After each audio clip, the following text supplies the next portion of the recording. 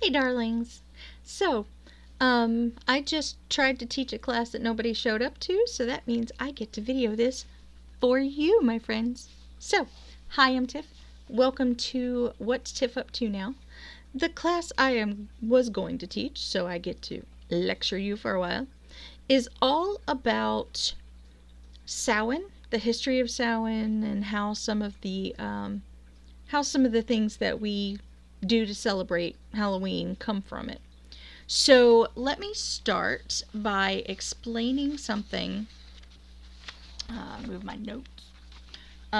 Explaining how the Wheel of the Year works for you. So the well before Gregorian calendars and counting months and all of that stuff, most pagan groups, they're called different things at different places. So most groups of people used a system where they counted moons. From moon to moon was a month. They didn't really count them as months. That's why they air quotes. But and each month had a name. So we still use some of these names today, like the wolf moon and the strawberry moon and those things. Those are American Indian names for them. But they had, they had names everybody had names for these things, people. So what they would do to measure the year moving is they used what's called the Wheel of the Year. And they had a storyline that went along with the Wheel of the Year that explained, it was their legends of why the weather was changing and why this happened and why that happened. And I'm trying not to, glasses here. Now I'm just going to be blurry. So, they used a method of dividing up the year. Now, we know there are 4 seasons, and so did they. It's not a new concept. It's called duh. It got cold and it got hot, and it was less cold, and stuff started growing and stuff started dying, and it's not rocket science. So what pagans did, and in this case, the Wheel of the Year is a very Northern Europe thing. The Britons, the Celts, the gosh, it's late and my brain just went. The Rus. There's the word I'm looking for. Which most people call Vikings, and that's a point with me. So I'm not going to call them that. I'm not going to do it. So we're going to talk about Samhain, but I'm going to put it in perspective for you so you see why Samhain is important. So the first thing I want to show you is a circle. It's a circle. I know, it's scary circle, right? So what they did is they understood that time is a cycle. So there's the cycle of the seasons kept going over and over. This always came after this. The cold always was always followed by blooms and things starting to grow and birds starting to sing and have babies, and that was always followed by really a lot warmer times, and the ground wasn't as frozen, so they could plant things, which was followed by the trees starting to change color and things they had put in the ground in the beginning part of the year when stuff was starting to thaw was now coming and being able to harvest it, and then back to the cold season. So unlike the Gregorian calendar, which starts in the middle of a season, which makes no sense. Whatever. I didn't make it. The Celts in particular had a system where they broke the year into the 4 seasons, but they broke it into what's called Sabbats. Sabbats.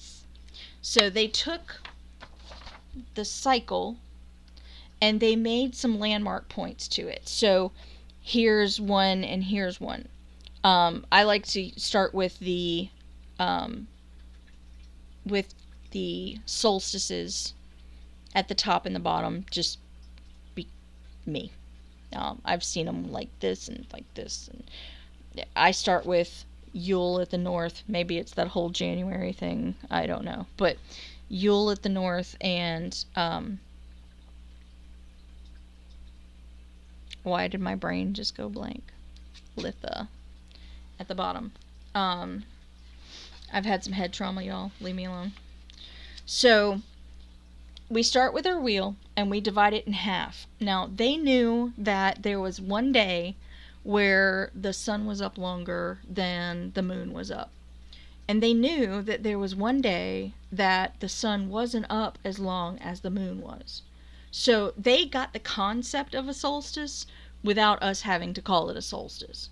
So the first start, and actually I understand why it's sideways, and I'll tell you that in a minute. That's not how I draw it, but I line everything up with solstices. Shoot me. So there's Yule and there's Litha.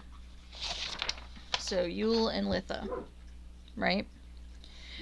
So then what they noticed is that these are solstices where one season is bigger than the other.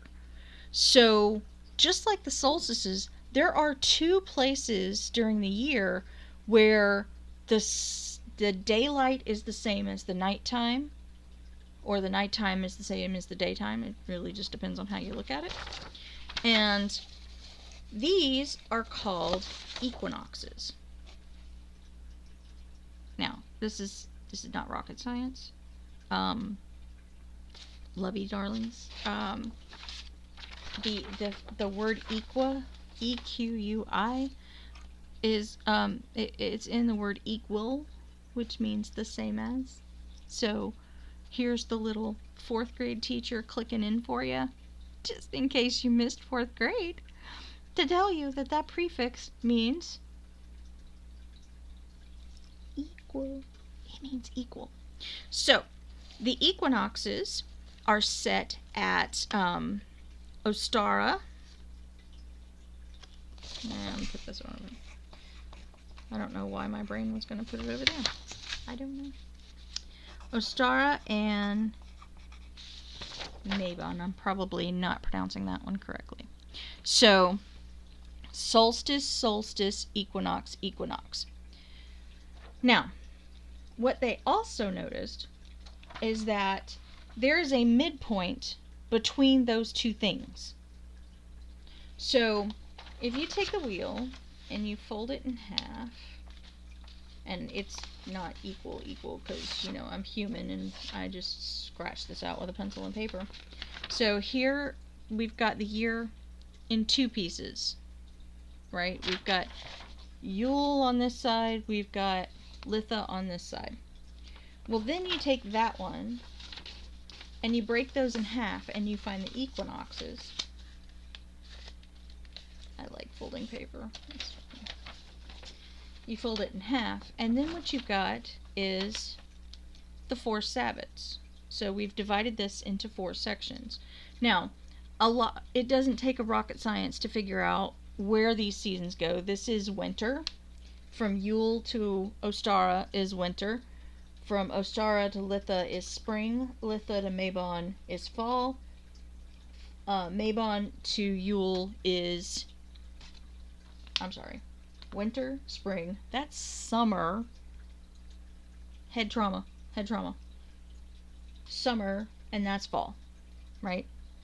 So, there we go. There is a midpoint in each one of those, though. So they took the little circle, and they folded those in half. So we've got quarters, we've got quarters. And then they took those quarters and split it in half. And they created things, or they noticed that things happened during those little quarters of quarters. Alright, so now we can separate those. There's one here, there's one here, there's one here, there's one here. So, there you go.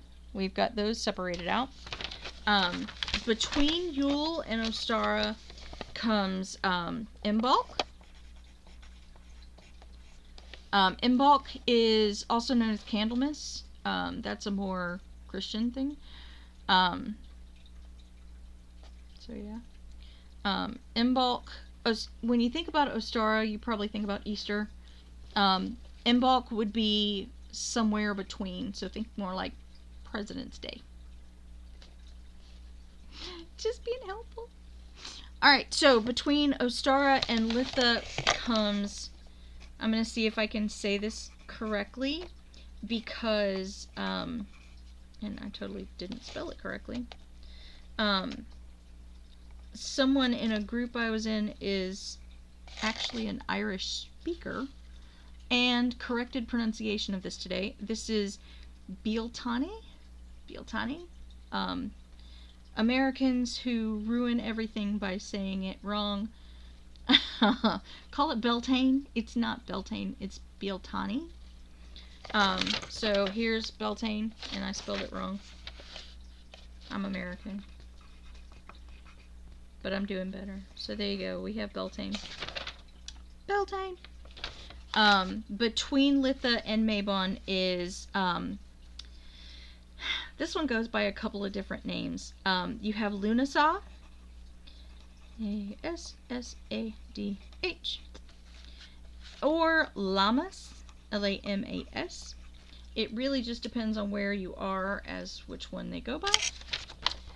So there's Lammas that comes between Litha and Mabon, and then between Mabon and Yule is today's fun, Samhain. So, there you go. This is the Wheel of the Year. This is the way it's laid out. So that will be part 1 of our History of Samhain video. You should probably understand where it falls in the Wheel of the Year before you try to understand what the heck is going on. So, congratulations, you now understand the Wheel of the Year. Not to be confused with the Wheel of Time, which is totally a different thing that I can geek out about for a really long time. So please don't get me started. It's in your best interest. So, I'll be back with part 2. Stay tuned.